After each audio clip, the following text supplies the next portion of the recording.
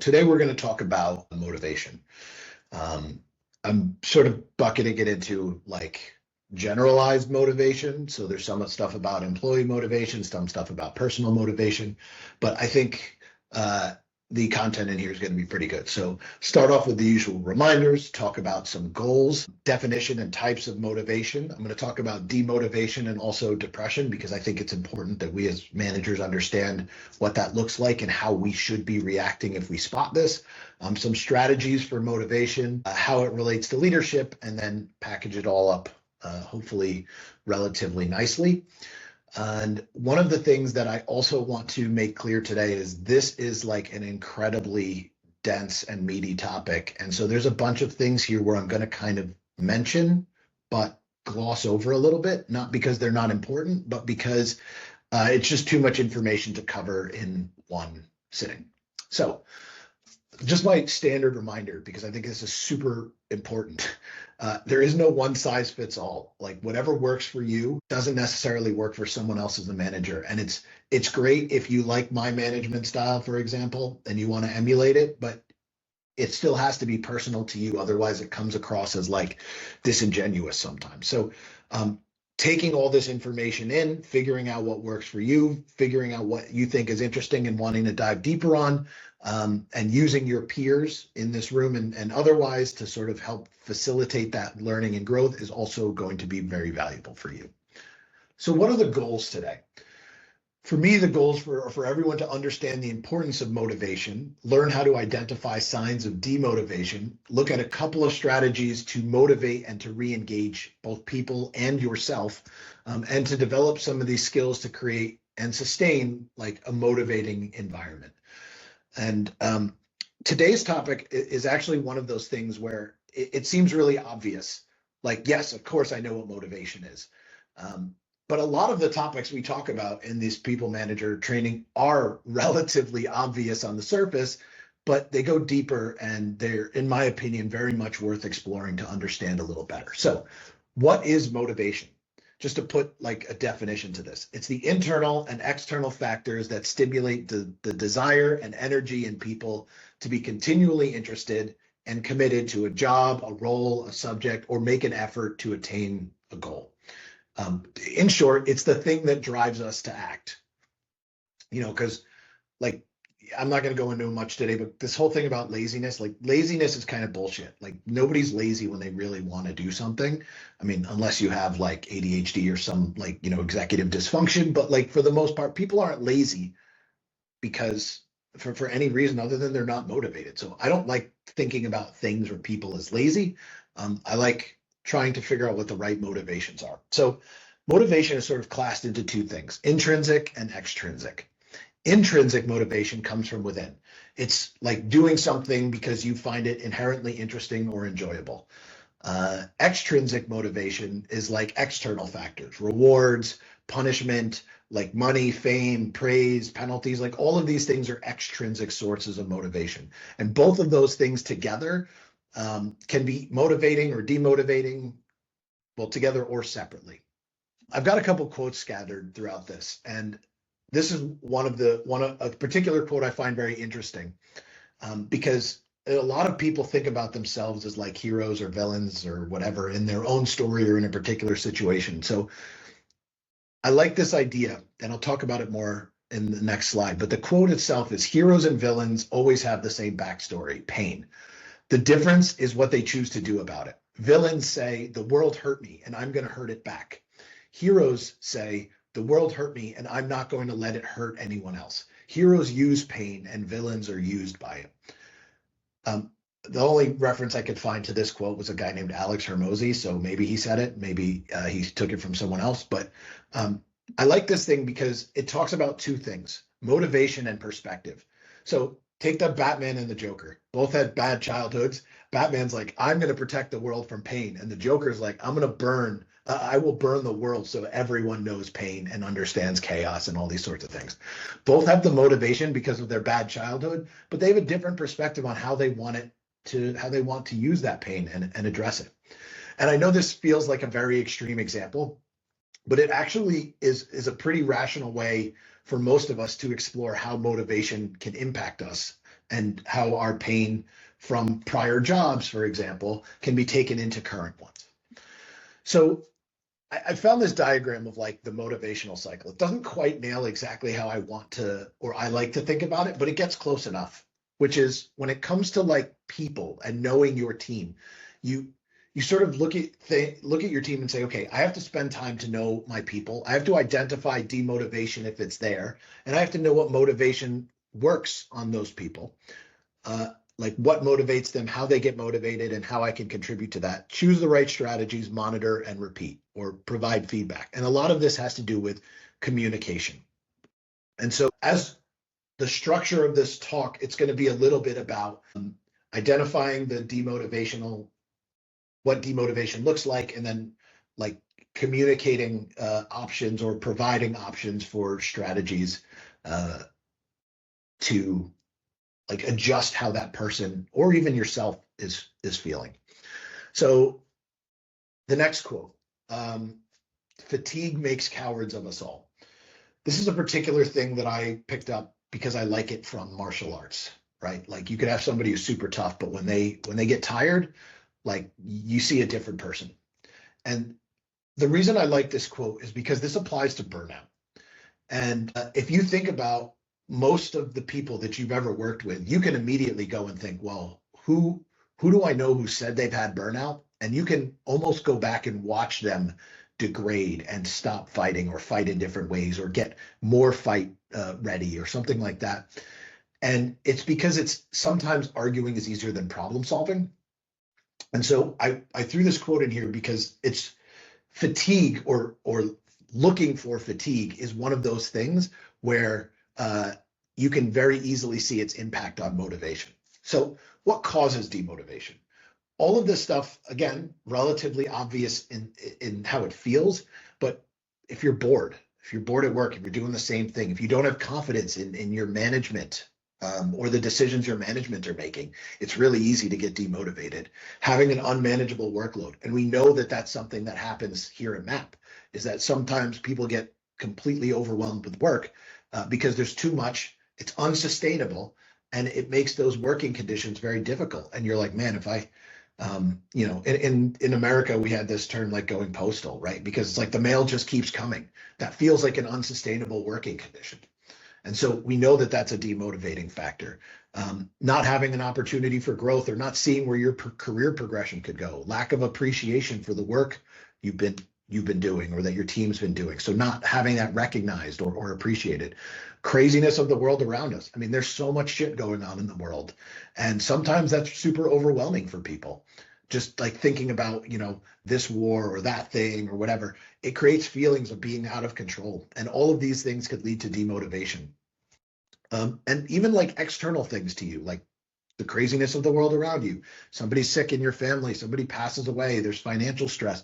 All of these things can be demotivating for people. And it's really, in my opinion, helpful to think about what the potential situations are as you're talking to people. So you can know, like, is this something that is endemic to their situation, or is this something that is extrinsic, that is creating the pressure on them? But I think it's easier to recognize what demotivation actually looks like day to day for people, which is a much harder thing, in my opinion, to kind of just call out or see. So you can look at some of these things in terms of action. People who are showing up late constantly, they're in bad moods all the time. And you notice it's just toward colleagues and not towards, or maybe just specific colleagues. They start finding reasons to not show up to work, sick days when they're not really sick. And all these things happen, and they're not uncommon. You're finding that they're showing up to work, but they're not really present. And we all go through sort of ups and downs. So it's important to identify, is this just a normal lull, or is this an actual long stretch of demotivation? And again, these are all things you can recognize in yourself if you're willing to ask yourself the hard questions about motivation. You find that there's like a higher frequency of inappropriate comments or negative comments. And by inappropriate, I don't necessarily mean like sexual or something like that, just like maybe aggressive or unnecessarily aggressive comments or negative comments, you find that they're not participating in meetings the way they used to. So a change in participation level. And this might be somewhat more difficult to recognize in introverts who tend to be more quiet than extroverts or ambiverts. But knowing what people's normal kind of behavior pattern is and seeing a stark change in it, like a strong change in it, is helpful. And reluctance to do the bare minimum or take on additional responsibility. Now, again, not everybody's always willing to take on more responsibility. Sometimes it makes sense to say no. So understanding, is this a function of demotivation, or is this person doing the bare minimum, doesn't want to do more? And that's their normal behavior pattern, which is also like very acceptable. So I also want to I kind of alluded to this in the last slide, but this is like being demotivated is normal. Like not very few people are like up all the time. You're allowed to be demotivated. You're allowed to be stressed. It doesn't always require some change in behavior of you as a manager or your people. Like being demotivated is normal, and it might just be a function of like somebody didn't sleep well last night, or it's been raining for 37 days in a row, like happens in Berlin sometimes. And it's like hard to get super excited about, dragging your ass out of bed and going to work. Like these things are all normal. So this is a lot of where knowing your people and knowing how your people operate and what their sort of upper and lower bounds are is very helpful. And you do this with regular communication. But I also want to talk about demotivation versus depression.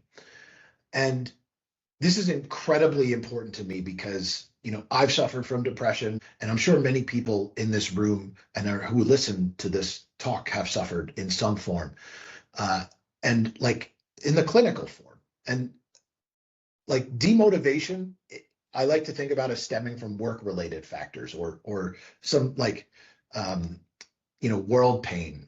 German has a word for that, like Weltschmerz maybe. And like I think those things are okay. That's demotivation. But and it's a little bit easier to like recognize because it manifests in like enthusiasm changes or productivity changes, and it's like not difficult to find. But depression is like different. It is like a clinical condition that is characterized by persistent feelings of sadness, loss of interest, and there's also other emotional and physical symptoms, and it really affects people in a very, very different way. And so as managers, our job is not to cure depression. Like that's not in any way a healthy expectation, but it is helpful for you to know what the signs are, and recognize that it's a possibility. And it's not your responsibility to diagnose depression and be like, hey, Eric, you're depressed, but to be able to identify the significant changes in behavior and say, listen, I have had difficult days. Is there something that we can talk about? Are you seeing a mental health professional? And if you're not sure that you're even the right person to have that conversation, it is totally valid for you to go to HR and say, listen, here's what I think is happening, and I'm really worried about this person. Not this person isn't performing, maybe they're depressed. Like approach it with empathy, because we've all had hard days, and it's okay to go to your HR representative and say, like, I'm concerned about this person, and it might be worth having a discussion to ensure that they know that the right help is available. So providing resources from employee assistance programs. As a manager, like I will absolutely give you guys the power to say, hey, Eric needs a mental health day, and like we're going to make that adjustment to ensure that this is okay. Now, this isn't something that I want everybody to be giving mental health days every week, but use in the right setting. And all of this is important to me because psychological safety is important to me. So promoting a workplace culture that values well-being and openly supports the mental health of our people, right? Because at the end of the day, like, I changed the order of the slides. Anyway, I will explain that like a job is just a job. And yes, like we all have different reasons for doing it, but it's actually really important to have the right kind of environment at the job. So one of the other quotes that I added here is from Avatar: The Last Airbender. And if anybody watches it, Uncle Iroh is one of the best characters ever created, and I will die on that hill. But he has a saying in Korra that says, if you look for the light, then you'll often find it. And if you look for the dark, then that's all you'll ever see. And I think this is a good thing to remember Like some days we have good days, and some days we look for the light, and some days we look for the dark. And I think Aguilera is like just a wonderful source of wisdom. And this is a good way to think about motivation. So some days, if you're looking for the dark, maybe try to think about looking for the light. So now I want to talk about some strategies for motivation.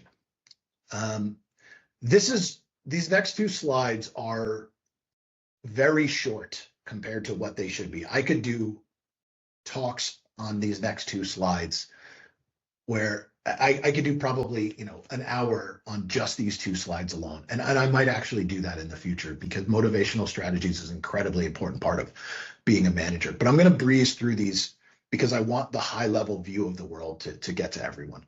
So getting to know your team is pretty big as like a manager, like knowing what people are capable of, what they want out of the job, what they want out of life is also sometimes helpful. And giving people a correct sense of purpose.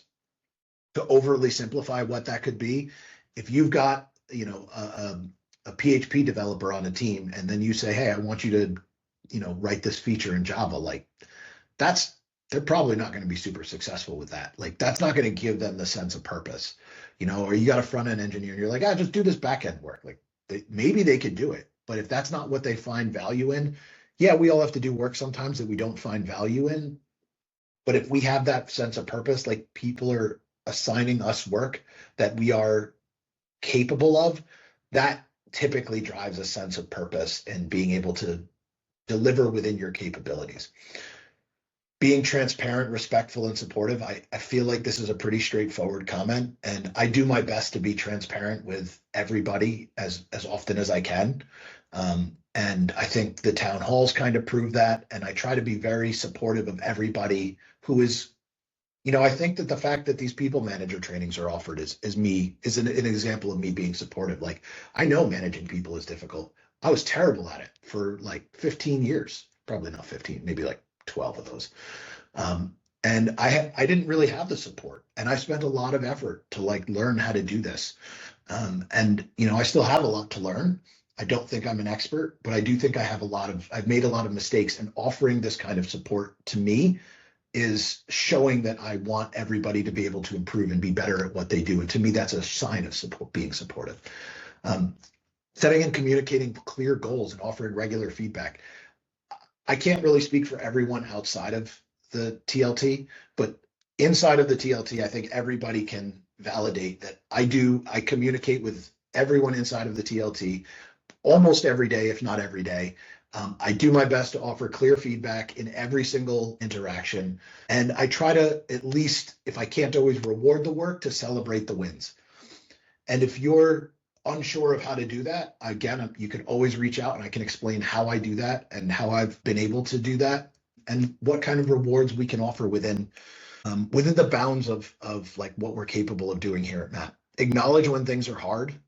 Like one of the things that I've learned from teaching, especially teaching martial arts, is I really hate when somebody says, "Oh, this move is so easy." Like, yeah, like do this, do this, do this. This is an easy move. Like maybe if you're built athletically, or maybe if you're flexible, or maybe if you've got 10 years of experience, this move is easy. Maybe it is actually straightforward to do. But when people say something's easy, it often demeans somebody who's struggling with it. And it makes it hard for somebody to say, "Well, I get that you think this is easy, but it's not for me. So can I have some help?" So I try to avoid saying something is easy unless it actually would be easy for the people who are doing it. And I can somehow assert that and prove that. But I also try to acknowledge that, hey, this thing is going to be a challenge. Like, hey, we're going to do this thing, and that's going to be a challenge. And like, here's all the ways I understand it's going to be a challenge. Now, everyone who's working on it, please, explain to me where I'm not understanding where this could be a challenge, or where I think something's challenging, but it is in fact actually quite a bit simpler than I was expecting. So just even acknowledging that something is difficult, it can sometimes be motivational for people. Improving the working environment, I think that's pretty clear that like how that would be helpful, making it better to show up to work every day. Offering training and career progression. Again, I talked about that earlier in terms of being supportive. Offering flexible working arrangements. Now, I'm not responsible for the whole company, but in terms of technology, I want us to be flexible. I want us to, like, if you don't want to show up in the office like every day, then you do what works best for you, as long as you're delivering the work that you're on the hook for. So being flexible with people, like, oh, I have to pick up my kids. Okay, like, let's make sure that you have the ability to do that. You know, let's make sure you have the ability to take care of your pets or your partner or whatever it is. That's motivational for people, because if they feel like they're not the least important thing. Using compensation as a tool, that's a bit difficult here at MAP at the moment, but generally speaking, I've, like, in past companies, I've had what I used to call like a reward slush fund, which is every quarter I would have, you know, X number of €1,000 to give people as rewards for stepping up or doing something. And we called them spot bonuses. And I know Germany has some more specific laws around that, about how much you can give somebody and without it being taxed and all this other stuff. But you know, what we can do now, and what I've tried to do, is use things like Amazon gift cards, because those are that is adjustment of compensation in some way, and it is like, hey, we appreciate what's happening here. Investing in people, helping them with training, etc. Empowering employees, so giving people more responsibility if they want it, giving them more difficult problems to solve, helping them see where they're going as part of their career, and giving them the ability to own some of their decisions, have agency in the way their workday goes. Show employees how their work contributes to company goals. This is a little harder because we don't have company goals in the way I sort of hope to see, but I'm trying to change that a little bit with OKRs, at least on the technology side. Encouraging creativity, like RFCs are a good example of how I like to encourage creativity. You know, like, it's not only on the product managers to come up with solutions. Engineers can say, hey, here's a way that I think we can, you know, do a particular thing better. And here's, like, I'd like some input on that. And embracing positive peer pressure. So, you know, sometimes we have down days and we can pick up the person next to us and say, like, hey, today might be a hard day, but, like, let's see what we can do to help each other be better. So things like that. So this was my dose of reality slide. Like, I also think it's incredibly important when you're thinking about motivation as a whole, is to remember that some people really like what they do. They really love their work. And those people, they live to work. Some people just work to live. Like, you show up at 9 o'clock, you leave at 5 o'clock, and you do everything you're supposed to do, but you don't take on more responsibility. Both of those things and everything in between is okay. Like, there's nothing wrong with people who just want to show up and do their job and go home, because work is just a thing that they do for money. And it's important for us as leaders to recognize the difference between those two people, especially which one of those we are. You know, I actually really do love what I do. Like, I love getting to help people be better managers, be better leaders, be better employees. Like, I love helping people being more, feel like they're more motivated, deliver cool stuff. That to me is something I really enjoy doing. And I for sure have days where I'm like, okay, I just got to get through the day, you know, and get this paycheck. But I do my best to recognize those, and it's at least in myself, and I try to recognize those things in other people. So knowing why somebody shows up to work every day is also really helpful for how you can motivate them.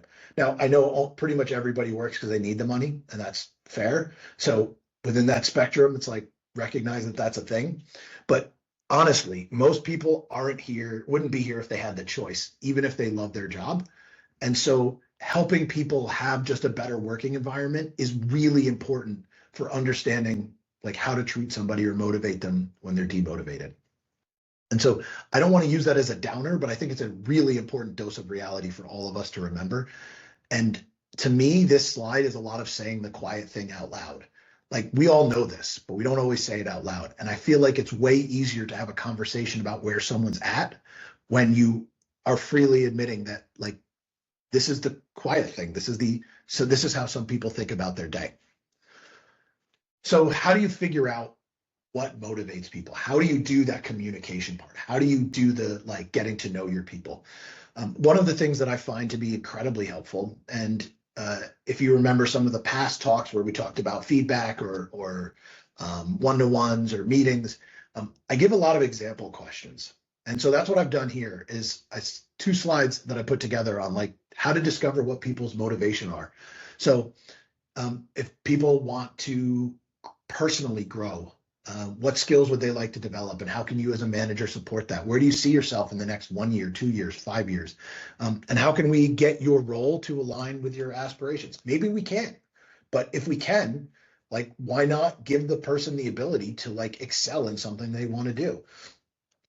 Finding out what they find most rewarding to do, or if there's any projects that they're interested in that they're not actually participating in. And maybe we can put somebody on a different team where they're like doing the work that they want to do day in and day out. That's always a possibility.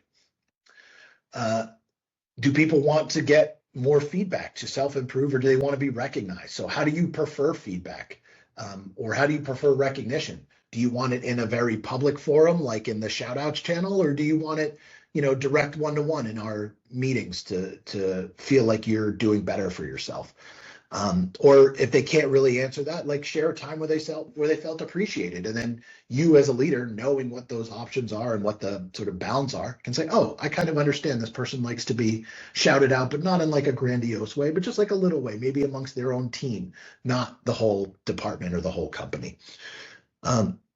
Figuring out how people like to operate in that team environment. Like what are the most effective team dynamics for them?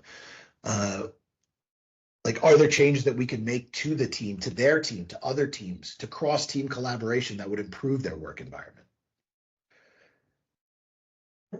Also figuring out what challenges they're facing and if something can be done about them. Sometimes people just suffer in silence because they don't know how to make a request to improve something. They don't know that it's an option.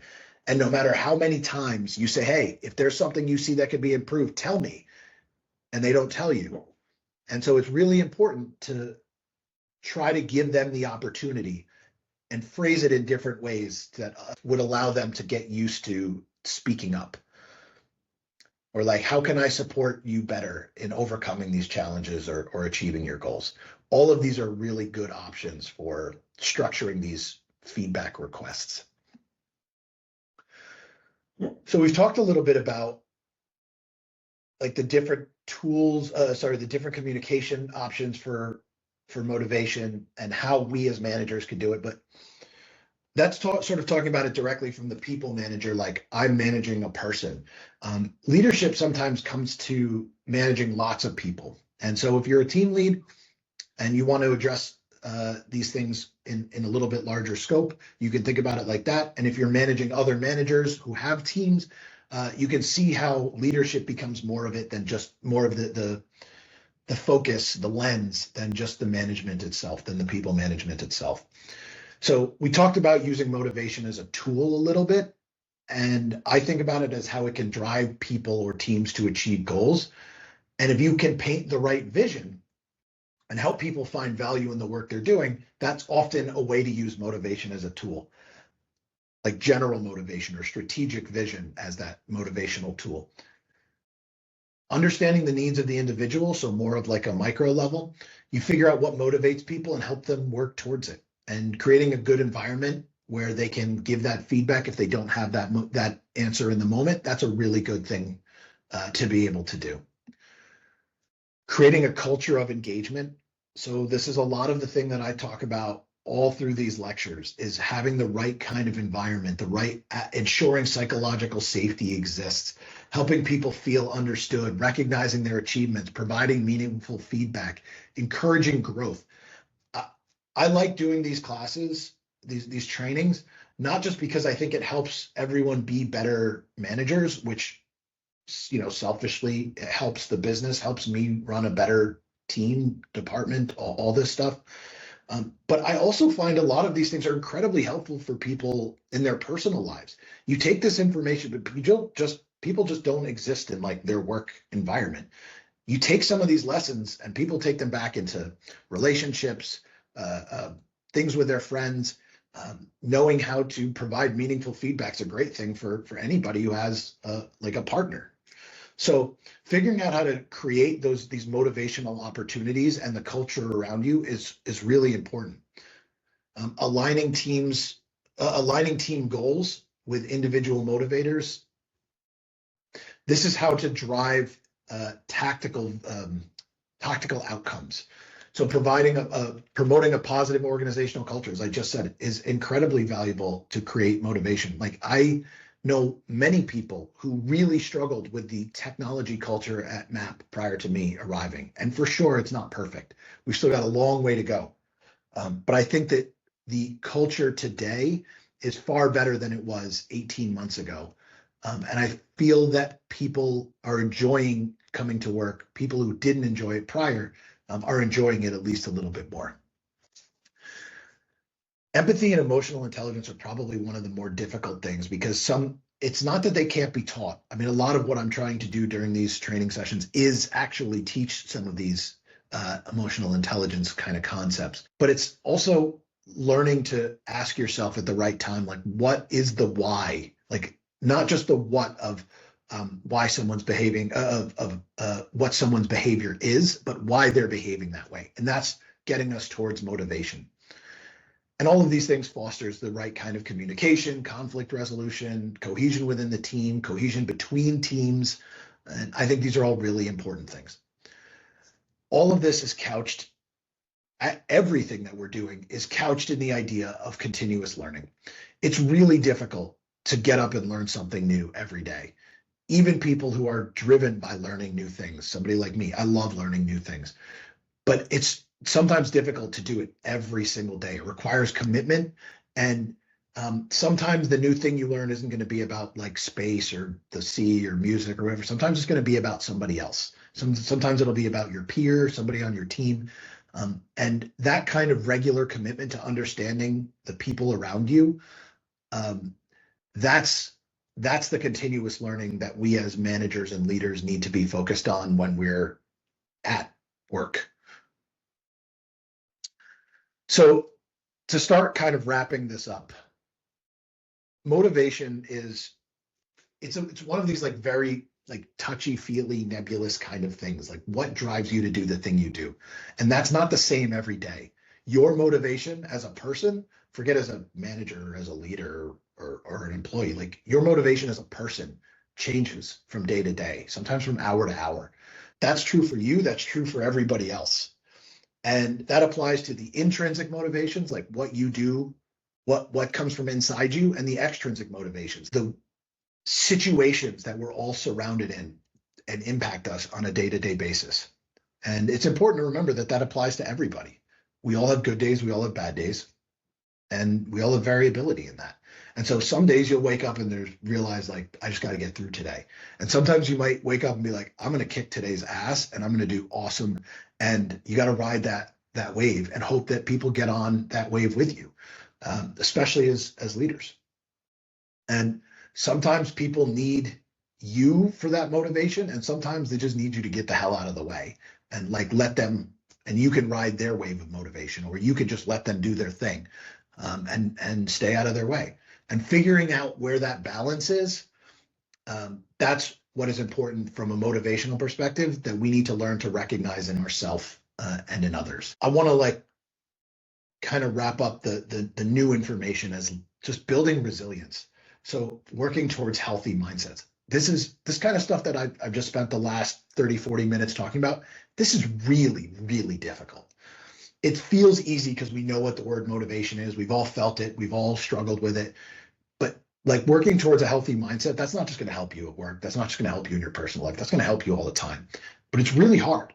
And so discussing coping strategies for dealing with difficult situations with your friends, with your coworkers, with people who you believe can help you, like don't sleep on the value of that. And for me, providing training to ensure that everyone has some of these tools in their toolkit, that's one of the ways I can support everybody and provide guidance to deal with setbacks, because these things are difficult sometimes, and setbacks will happen. Challenges do occur.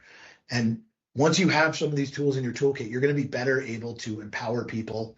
I'm more able to empower everyone in this room as managers and as leaders because you have more tools in your toolkit, in my opinion, than you did, 6 months ago or 9 months ago. And that's why I'm able to involve more people in these decisions and get buy-in and add context and give more information, because people know how to manage this stuff better. And that helps build like a resilient and healthy organization, even though this stuff takes time and repetition. So motivation is kind of the thing that drives us. It's just one of the tools in our toolkits as managers. And it's not easy. It's okay, as I said a couple of times, to be demotivated. It's normal. It's allowed. It's not worthy of punishment. It's the reality of being human. And so figuring out strategies to motivate yourself when you need it and motivate others when they need it, and being adaptable when dealing with all of those situations, you and other people, and your varying levels of motivation and preparedness, that's really important. So it's okay to ask for help if you're not sure. And that's one of the other reasons we do this, is so that everyone can look to your right and left and know who the other managers and leaders are, to just be able to ask this question when you need it. So I'm going to wrap this up with a really stupid story that I think about this like randomly a lot. I was in Union Square Park in Manhattan, I don't know, like 12, 15 years ago. And these two very overly dressed, effeminate gay men, like overly drag style dressed, effeminate gay men, were screaming at each other. And I don't even remember what they were arguing about. And one of them just paused after they'd been arguing for like a couple of minutes and said, Beyonce also has the same 24 hours in the day that you do. Do better. And the other one just started like crying and said, "You're right." And like, I will never forget that, because seeing two very, just very unexpected looking people in the middle of like in somewhat drag outfits, like yelling at each other about relationship problems, and one of them saying Beyonce also has 24 hours in the day, like do better. Like that's a scene that I'm never going to forget. But it's also just a good reminder, because we all only have 24 hours in a day. And some days we're able to do a lot more with them than others. And some days we just kind of want to sleep. But just remembering that we always have the option to do better, for me, is somewhat motivational, especially seeing somebody with like giant hair and a sequin dress yelling it at their partner. So that to me is how I will summarize the talk on motivation. Please share this video with the other folks who you think could use this. And I hope you have a good rest of your day and a nice weekend.